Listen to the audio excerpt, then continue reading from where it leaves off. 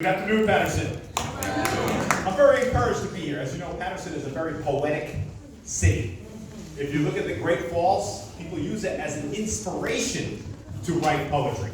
As a matter of fact, in 2017, Senator Poe, there was a movie released starring Adam Driver where he played a bus driver by the name of Paterson, who was in Paterson, and wrote his poems in Paterson at the Great Falls. And as you can see, the Great Falls will become even more poetic because we're building a river walk so that people can see for themselves the beauty, the majesty of the Great Falls.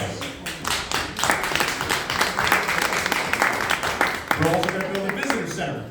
But on top of that, after 26 years of being empty and abandoned, we're bringing Hinchliffe Stadium back for the public. And hopefully for some poetry as well.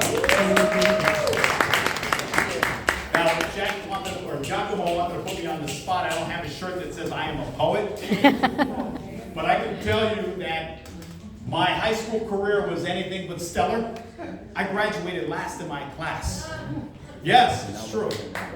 Yes, you can applaud, that's fine. You sort of know the story, right? But anyway, so I went to community college, I honed my skills, and then I transferred to Seton Hall University, which is very expensive. I just finally paid off not only Seton Hall, but Columbia University last year. It took me 20 years or so.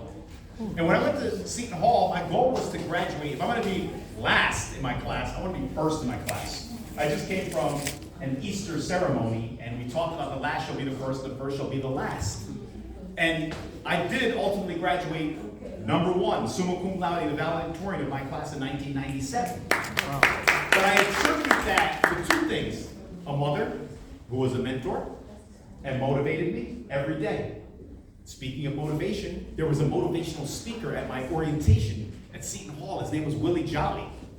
And he recited a poem that I use to this day with my students, because I still, in my spare time, I teach for 2 hours, 2.5 hours, at Passaic County Community College. In fact, I was there this morning. And so the poem is about motivation. And there are two types of motivation, right? Some people only wait until their backs are up against the wall, and that's when they get motivated, out of desperation. But what if we were motivated every day? Wake up every morning, set our goals, and try to attain them. That's motivation through inspiration, not desperation. And so the poem goes something like this, if you'll allow me. Yes?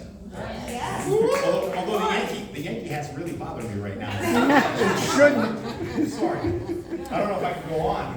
There's like a glare. Some people never know how fast they can swim until there are sharks pursuing them. But the one who succeeds in life's great race is the one who wisely sets the pace. The pace is not set as fear requires. The stroke is a product of your desires. As you face oceans of decision, are you guided by fear or by vision? Are you setting goals and trying to reach high marks? Or are you still waiting to see the sharks? The point is, when you wake up in the morning, swim as fast as you can. Don't wait for the sharks. Make your move. And your moves will get you to where you need to go. Because as I tell my students all the time, what are the first two letters in the word goal? Go. And if you have a goal, you know where you're going to go. Thank you very much, everyone.